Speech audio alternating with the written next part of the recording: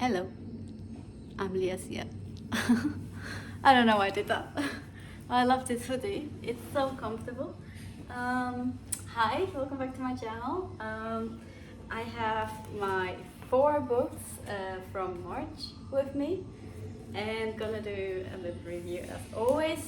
But first and foremost, this coffee has a teensy bit of vanilla in it and it smells so good. Alright, now that all those shenanigans are done, let's get started. First up, I have the book called I Am the Messenger by Markus Zusak.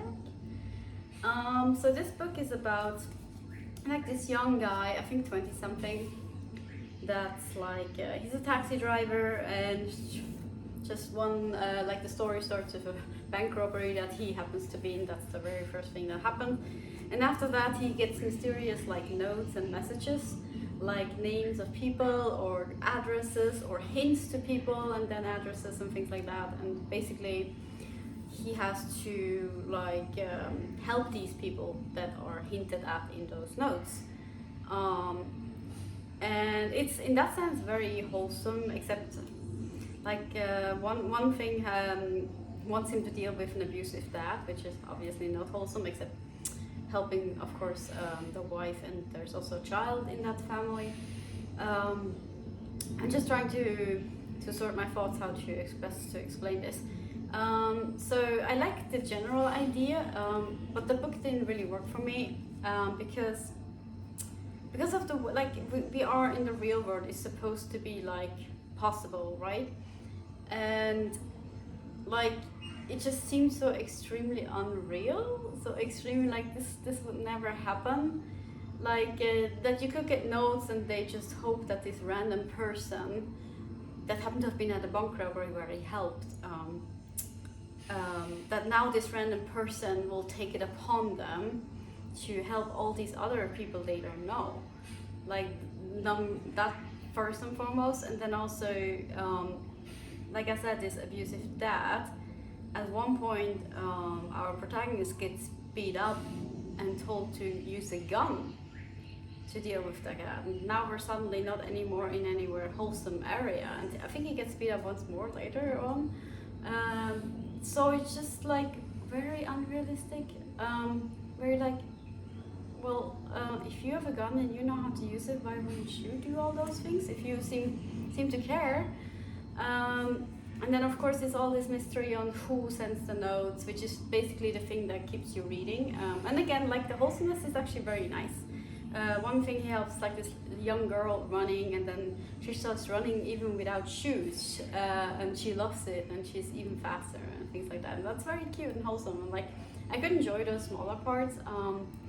But yeah, but not like the overall. It was just too distracting that it was so extremely not realistic. And then there's also his love interest, which is his best friend zone. And then like, so he's very clearly friend zoned, and she's even dating another guy and has dated many other guys. And in his thoughts, I didn't need to know those thoughts. If this is like what every friend-zoned guy thinks while you meet them, it's kind of disturbing. It's like anything she did, like constantly would be like, oh, I wish I could kiss those lips, or I wish I could touch that bum, and things like that. I'm like, dude, it's like, I get it, but you were so clearly friend-zoned, and she said, no, let go. And it's like this thing of like, oh, once you're in love, you can never let go. I don't know, it just was so disturbing and so like, seriously, just like respect a no, and either you're friends or not, otherwise cut it off. If you can't do it, then yeah, I don't know, it just that just really bugged me because I'm a female. And I've had issues where I very clearly had male friends, and very clearly, like not hidden, like really, look, I do not want to date you, I do not want anything else. Can we be friends? And then they would still try, and then in the end I'm the one to cut it off, because to me, no, I said no, so stop bothering me. But then of course in this story, which is already unrealistic, and suddenly she switches. And then also she does it in a very unnice way. So in the beginning, once she notices he's more focused on like helping these other people, that's when she suddenly goes back. So then like she's the one like doing the gaslighting in a sense, like or what's it called? Is there a name for it? Like when you keep someone warm, you're like, no, he's interested in you, but you keep saying, no, I don't want to date you. But the moment they're interested in someone else, then you suddenly want to go back. That thing. So I was like, oh yeah, of course. And then of course, yeah, it's things like that that just this wasn't for me. I liked the wholesome parts in it, but even some of the people that he helped, it was just so fake. Like it just felt, yeah, again, that would not happen in this world. I don't think. So yeah, let's go next book. I don't remember what I gave it, but maybe 2.5, 3 stars. Not more than that, I'm sorry. All right, next up we have To the Lighthouse by Virginia Woolf. Really enjoyed this one. So for those who don't know, so she writes in like this special kind of style, like it's a stream of thoughts. So there's like a lot of like thoughts and they can just randomly switch, just like we think ourselves like naturally. And I said that on my review from Mrs. Dalloway, which was my first Virginia Woolf that I read, that it took me some time to get into it, and it was like difficult to read, but I think now already I was kind of more used to it, so I got into it much faster, and I really enjoyed it. I actually marked quite a bit of pages, which is a lot for me because I'm not an annotator. I don't very often do that because I'm not making essays. I'm just like trying to, with these reviews, give my thoughts on it. So I don't even want to prepare in that sense, because I feel like then it's going to be more genuine and more like, yeah, this is really what I think about it. And I really enjoyed these stories. It's about a family that lives near a lighthouse, and we often have like just its presence through the light that comes through the window, like again and again as it turns around. And yeah, we follow the family, and also a little bit the house that then gets abandoned for years and years and years, and things happen, don't want to spoil of course, and tragic and happy things, and yeah, it's just like these like cute kind of, like if you like period pieces, this is definitely worth a read. It's absolutely beautiful. I think I might even want to read one of the passages that I think was so beautiful, and also kind of shows a little bit the stream of thought. This one is not so extreme in my opinion, but just as an example. As summer neared, as the evenings lengthened, there came to the wakeful, the hopeful, walking the beach, stirring the pool, imaginations of the strangest kind, of flesh turned to atoms which struck before the wind, of stars flashing in their hearts, of cliff, sea, cloud, and sky, brought purposely together to assemble outwardly the scattered parts of the vision within. In those mirrors, the minds of men, in those pools of uneasy water, in which clouds forever turn and shadows form, dreams persisted, and it was impossible to resist the strange invitation which every gull, flower, tree, man and woman, and the white earth itself seemed to declare. But if questions at once to withdraw, that good triumphs, happiness prevails, order rules, or to resist the extraordinary stimulus, to range hither and thither in search of some absolute good, some crystal of intensity, remote from the known pleasures of family virtues, something alien to the process of domestic life, single, heart bright, like a diamond in the sand, which would render the possessor secure. Moreover, softened and acquiesced, the spring with her bees humming and gnats dancing, threw her cloak about her, veiled her eyes, averted her head, and among passing shadows and flights of small rain seemed to have taken upon her a knowledge of the sorrows of mankind. It's like, how can one write this? It's so fresh, it's so beautiful.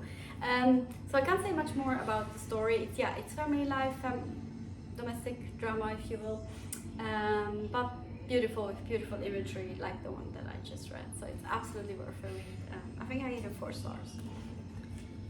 And next up, I read the second book from the Expanse sci-fi series by James S.A. Corey. This one is Caliban's War, book number 2. Loved it. I just loved it. So we're back with our lovely Rocinante crew with James Holden, Amos, Naomi, and Alex, of course. But we get a lot of new characters, and one of the new ones is probably my new favorite actually, and it's is it Avasharala? I want to read it because I don't want to say it wrong. Hers is the first chapter, I believe, or the second. Yeah, May is the first chapter. And Bobby, I also love Bobby. Although, if I say favorite, then it's definitely Avasharala. Of course, I don't find it right now. And then we also have Prax as a new character. He's a father. Avasharala. Yeah, I said it correctly. She's my absolute hero. Oh my god, she's like this older lady. She's working. She's on Earth and working for the UN, United Nations government, and has a very high position. I think like assistant to General Secretary something.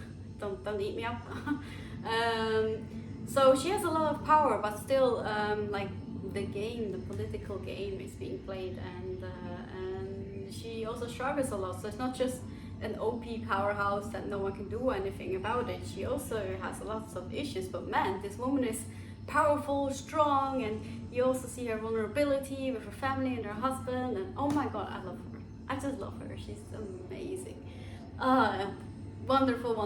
And also like the very first depiction we get of her, she's a woman from India, I don't know if I said that, was like all these generals, military guys in their grey whatever suits, and then comes her with an orange sari. And not just that image, I was just like immediately, hell yes. Like, even though at this point I didn't know her, I was already on board of like, oh, good on you, woman. So I just loved already that. And then also, well, she had strong language, not that I like cherish or worship strong language, but it just suits her so well. Like, she's this powerful woman that has so many men around her, and she can still like scare them and really say what she thinks is should be. And it was so good. So about the story, maybe stop gushing about the characters, but the characters are amazing, and it's one of the big parts why so far I really like this series. And so the story in this one, so I do need to say, is that a spoiler for the first one? Let me think. No, not really. So in the first one, we find out we're not alone in the universe, very early on, and then something happens at the end of the first one, which I will not mention here. And now in the second one, we kind of deal sort of with that. Like, we kind of pushed it aside in the first one because we kind of won. But also not.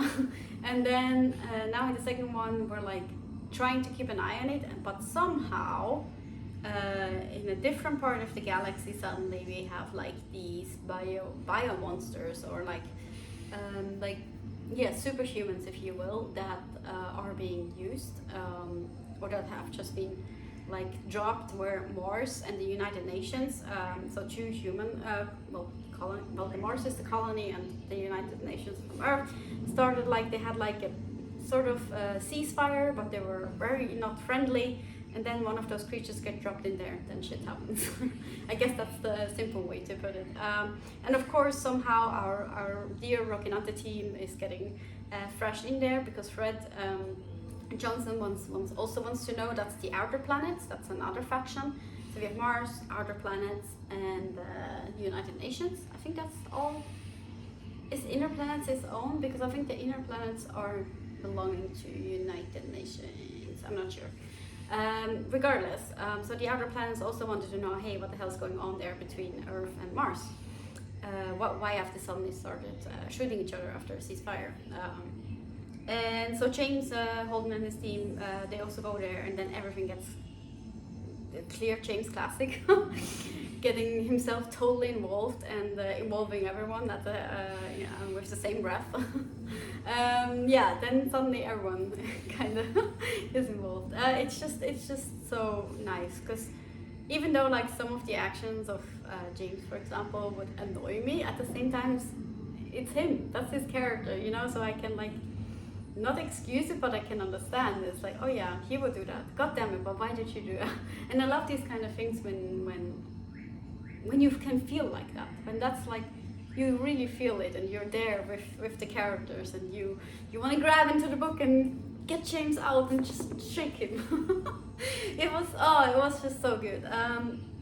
So basically the whole book is about figuring out who did it, who did exactly what, because we don't really know what either, and who's involved and who's sneakily involved, who's openly involved, and who's blaming who, and we have nice space battles and sequences and stuff, and it's just yes. I found the ending a bit confusing, I do need to say. That's my one very minor, slightly negative point. Found the ending extremely confusing to the point where I had to ask my friend, like, what does it mean? I'm not sure I understand. Like, is my English not good enough to understand this? But he then told me that you're supposed to find it out in the next book. So I was like, oh, okay. So then, okay, fine. It's not me that's not. I just thought it was me not getting it at all. That's my one very tiny brag. The ending I found a bit confusing and maybe a little bit over cliffhangery. This, like, the first book was like you could live with just reading the first book and you would feel very good. But in this one it's like, you must read on because otherwise you have no clue what's gonna happen. Which is, it's not my favorite tactic. Even if it's a series, I like every book to be a book on its own. And I don't know, I don't like extreme cliffhangers. That's just me personally. But still, 5-star, loved it, read it, it's a good series, and I can't wait to read book number 3. Wow, this video is getting long, for me at least. Okay, book number 4, last book that I read is The Bird's Nest by Shirley Jackson. So this is a really quirky story about this one girl, and is not a spoiler, it even is in the blurb, who develops different personalities inside herself. And so the book is about like these different personalities, how did it happen, how did she split into different personalities, and we get like bits and pieces of things that happened in her past. And she's living with her aunt, and also we get like insights into the aunt, how the aunt is doing, and thinking about this we have her doctor that then starts to treat her. And these are in the early days, so mental health issues aren't that known. And back then, I don't remember when exactly it takes place. And I don't think it says it. But regardless, so we follow like herself, and also even different personalities inside her. And we follow the doctor and the aunt, and we just like how all of this plays together. And the longer we go, we get like more bits and pieces to the whole puzzle, the whole story on how this may have happened to her, and whether or not we can like help her and cure her. Obviously I won't spoil it. So I love the idea. I think also if I say it right now, I'm like, oh, I want to read this. And I totally recommend to read it, but I do have to say, it's, even though it's short, it's 280 pages or something, even though it's short, it's a bit too long. It has a lot of unnecessary monologues in there, where I literally had times where I was like, okay, are you done? Can we continue? Like, there is a mystery I would like to figure out. And it's like, I can get it. Sometimes you want to go on a tangent, but every single character in here love to hear themselves talk. To the point of like even being like weirdly so like insisting on, and also when they would interrupt each other, they would get really angry with each other, and then we read 2 pages just about them being angry with each other. And that was just like kind of it for me. It annoyed me because I was interested in the actual story and I wanted it to progress. And I feel like a 200-page short story, or I mean, is that still a novel? Whatever. Like, that would have been probably just perfect. Like, compact. I would have like been on the story all the time and would have not wanted to put the book down. Here, as it came in like one of these monologues, I'm like, oh my god. And I actually started going forward and seeing, oh, when is she done? Just to kind of know, and that's a bad sign. So yeah, I gave it 3.5 stars because of that, because it happened too often to be ignored. However, again, having said that, I do recommend reading it. The story idea, the story itself, the part that are stories, are really great. The writing is great, and having all these different angles and like how everything unfolds together is great. I just wish it wasn't so extremely drawn out, to the point where I really didn't want to read more. But yeah, so that's The Bird's Nest by Shirley Jackson. So again, I do recommend it. I hope that's clear. Yeah, those were my 4 books that I read in the month of March, and I'm excited to continue reading. Now in April, I started my first, or I don't want to say it actually, but I started an author that I haven't read before, so it's my first book of that author, and everyone I think knows him, so to be continued. Now I'm doing a cliffhanger. Which author that is. Well, anyhow, I hope you have a lovely day.